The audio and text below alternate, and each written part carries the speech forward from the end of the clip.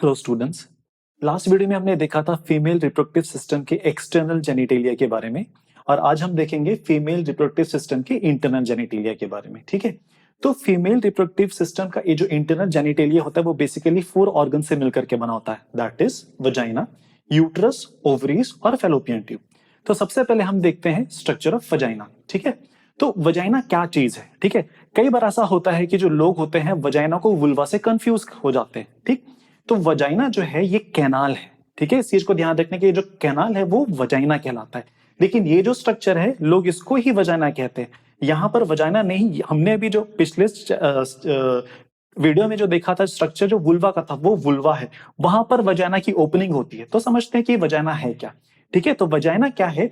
एक elastic canal है। ठीक है, जो किसका बना हुआ है? फाइब्रोमस्कुलर टिश्यूज का बना हुआ है। ठीक है, fibromuscular tissue that means fibrous और मस्कुलर टिश्यू से मिलकर के। ठीक है, ये सॉफ्ट होता है और इसमें फ्लेक्सिबल लाइनिंग होती है दैट प्रोवाइड्स ल्यूब्रिकेशन और सेंसेशन। तो ल्यूब्रिकेशन और सेंसेशन कैसे? जब एक लेडी सेक्स करती है तो होता है कि जब पीनस इसके अंदर एंटर करेगा तो यहां पर देखिए ये जो लाइनिंग दिख रही है आपको, इस लाइनिंग की वजह से जो मेल के पीनस का जो ग्लैंड है उसमें फ्रिक्शन पैदा होता है, और वही फ्रिक्शन के कारण से मेल्स को क्या होता है कि प्लेजर का अनुभव होता है, और साथ साथ फीमेल्स को भी प्लेजर का अनुभव होता है। जो वजाइना का जो डेप्थ होता है दैट इज अराउंड 3.5 इंचेस। ठीक है, और इनका जो जी पॉइंट होता है वो कहां पर होता है? यही कुछ ही इंचेस अंदर में। फिर होता है ये कि जो वजाइना कहां से कहां तक एक्सटेंड करता है, अपन को समझ में आ रहा है कि ये तो वुल्वा है। ठीक है, और ये जो है यूट्रस, तो यूट्रस के सर्विक्स वाले रीजन तक वजाइना क्या करता है? एक्सटेंड करता है। ठीक है, नेक्स्ट स्ट्रक्चर ऑफ वजाइना। तो वजाइना जो है हम देख रहे हैं यहां पर कि 3 लेयर से मिलकर के बना हुआ है। ठीक है, आउटर लेयर को अपन बोलते हैं एडवेंटिशियस। ठीक है, बीच वाले लेयर को बोलते हैं मस्कुलरस लेयर, और सबसे इनर वॉल को, इनर लेयर को अपन बोलते हैं म्यूकोसल लेयर। ठीक है, तो जो म्यूकोसल लेयर है सेक्स के टाइम पे क्या होता है, सेक्सुअल इंटरकोर्स के टाइम पे क्या होता है कि जब पीनस एंटर करेगा वजाइना के अंदर तो म्यूकोस, जो म्यूकोसल लेयर है वो म्यूकस सिक्रेट करता है जो एक तरह से ल्यूब्रिकेशन का काम करता है। इनकेस अगर ल्यूब्रिकेशन नहीं होगा तो फिर क्या होगा कि वजाइना में टीयर होने के चांसेस हैं। नेक्स्ट, वजाइना के बहुत सारे फंक्शंस होते हैं। ठीक है, सबसे पहला तो ये सेक्स के टाइम पे प्लेजर प्रोवाइड करता है। ठीक है, क्योंकि इसमें क्या होते हैं? नर्व एंडिंग्स होते हैं। सेकेंड जो चीज होता है कि जब एक लड़की का जब मेंसेस होता है तो एंडोमेट्रियल लेयर, जो इनर मोस्ट जो लेयर है, अपन जब यूट्रस पढ़ेंगे तो समझे कि जो इनर मोस्ट लेयर है जो एंडोमेट्रियम, तो वो पीरियड्स के टाइम पे करता है शेड होता है, और जो ब्लड है वो कहां से बाहर निकलेंगे? वजाइना के थ्रू बाहर निकलते हैं। नेक्स्ट है कि जो स्पर्म है वो कहां पर रिलीज होता है सेक्स के टाइम पे? ये वजाइना में ही वो रिलीज होगा। उसके बाद फिर वजाइना के थ्रू वो यूट्रस, और यूट्रस के थ्रू फिर फैलोपियन ट्यूब में जाएगा जहां पर फर्टिलाइजेशन होता है। ठीक, जब एक लेडी प्रेग्नेंट होती है तो प्रेगनेंसी के बाद जो चाइल्ड बर्थ होता है तो ये जो चाइल्ड जो बाहर निकलता है वो भी किसके थ्रू निकलता है? वजाइना के थ्रू निकलता है, इसीलिए इसे बर्थ कैनाल भी कहा जाता है। नेक्स्ट, कुछ इंटरेस्टिंग बात है वजाइना के बारे में, वो ये है कि जो वजाइना होता है उसमें कुछ बैक्टीरियाज और कुछ फंगस एक साथ मिलजुल करके रहते हैं। ठीक है, और वो एक छोटा सा माइक्रोबायोम बनाते हैं जिसको अपन वजाइनल फ्लोरा भी बोलते हैं। तो ये जो माइक्रो ऑर्गेनिजम्स होते हैं ये क्या काम करते हैं? वजाइना को इन्फेक्शन फ्री रखते हैं। दैट मीन्स इनका होना जरूरी है, और वो भी बैलेंस अमाउंट में। तो अगर ये बैलेंस अमाउंट में नहीं होते, अगर माइक्रो ऑर्गेनिजम्स का जो बैक्टीरिया का जो अमाउंट है वो कम हो जाता है, या फिर फंगस का अमाउंट जो है वो ज्यादा हो जाता है, तो क्या होगा कि इस कंडीशन में जो वजाइना है वो हेल्दी नहीं रह पाएगा। और ये जो बैक्टीरिया प्रेजेंट है ऐसा नहीं कि वो उसको इन्फेक्ट करेंगे, इनको हम गुड बैक्टीरिया कहते हैं। नेक्स्ट, अगला जो स्ट्रक्चर हम देखने वाले हैं दैट इज यूट्रस। तो यूट्रस क्या है? ये it is a thick walled muscular organ, और इसके पास कैपेबिलिटी होती है कि एक्सपैंड कर सकता है। इसका साइज होता है एक नींबू के बराबर, लेकिन जब एक लेडी प्रेग्नेंट होती है तो इसका जो साइज है वो कितना बढ़ जाता है? करीबन करीबन एक वाटरमेलन के जैसा। आप ये समझ सकते हैं कि अगर एक लेडी ने नॉर्मल एक करीबन 3.5 किलो के एक बच्चे को क्या किया, जन्म दिया है, तो समझ सकते हैं कि वो 3.5 किलो का बच्चा पेट में था, और साथ ही साथ उसके साथ एमनियोटिक फ्लूइड भी था। ठीक है, तो होता यह है कि इसके पास कैपेबिलिटी होती है कि वो बहुत ज्यादा एक्सपैंड कर सकता है।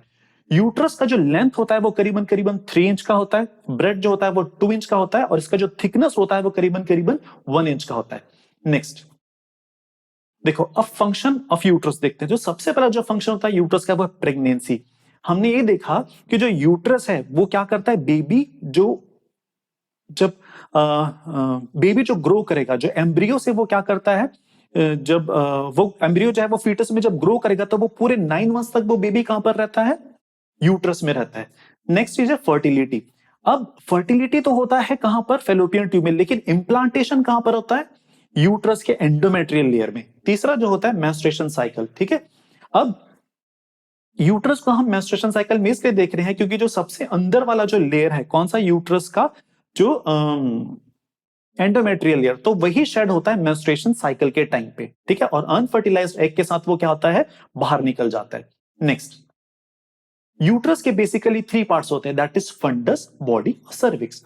तो फंडस वाला पार्ट कौन सा है, जो अपर पार्ट है उसको अपन क्या बोलते हैं, फंडस बोलते हैं, ठीक है।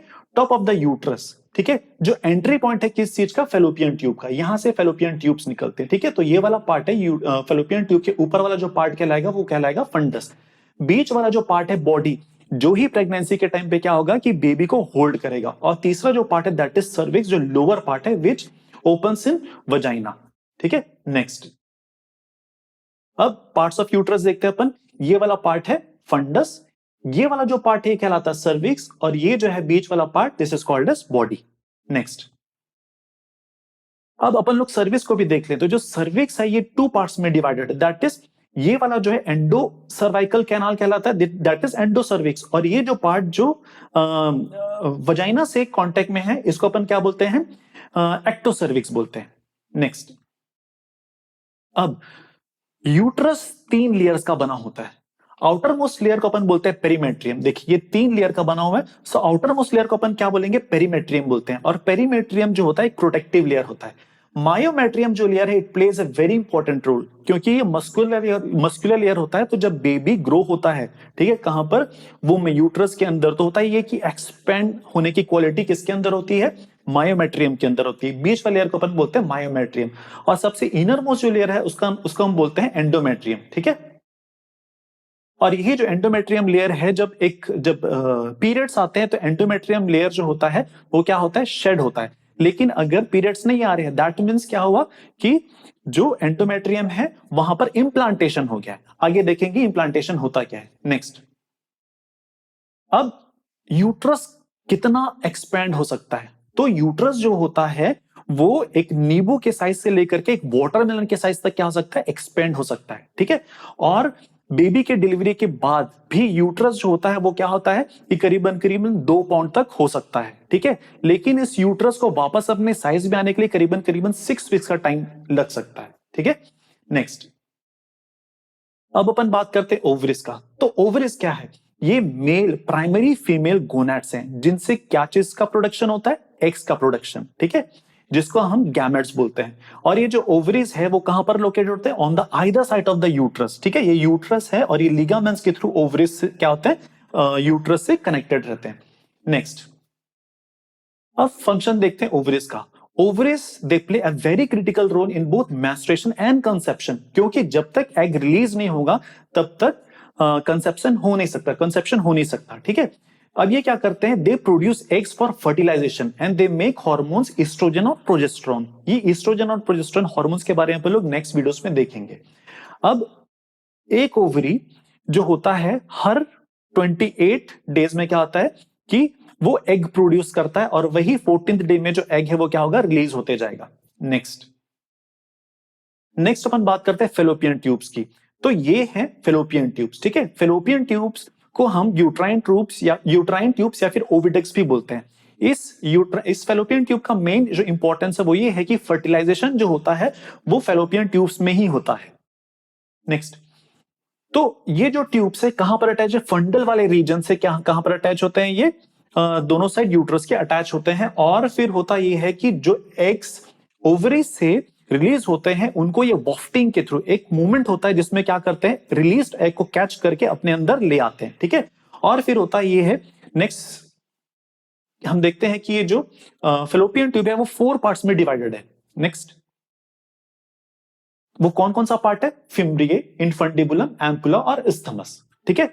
तो जब एग्स रिलीज हुआ, यहां से एग्स जब रिलीज होगा तो ये फिम्ब्रिए वॉफ्टिंग के थ्रू क्या करते हैं, उस एग्स को अपने अंदर लेकर के आ जाते हैं। और जब एग्स एम्पुला में पहुंचता है that is in 14th day, तो यहां पर होता है फर्टिलाइजेशन, ठीक है। तो हमने देखा कि ये जो फेलोपियन ट्यूब है 4 पार्ट्स में डिवाइड है। फिम्ब्रिए ये फिंगर लाइक प्रोजेक्शन है, ठीक है, जो कहां पर होता है, इनफंडिबुलम के एंड में लोकेट होता है। जो इनफंडिबुलम है वो that is the broadest part, ठीक है, जो फनल शेप का होता है, ठीक है। नेक्स्ट है एम्पुला। एम्पुला बहुत इंपॉर्टेंट है क्योंकि फर्टिलाइजेशन जो होता है वो कहां पर होता है, एम्पुला। और इस्थमस वाला जो पार्ट है it is attached to the uterus, ठीक है। होप आपको ये वीडियो समझ में आया होगा। इन केस अगर आपको कुछ डाउट है तो आप मुझसे कमेंट में क्वेरी कर सकते हैं।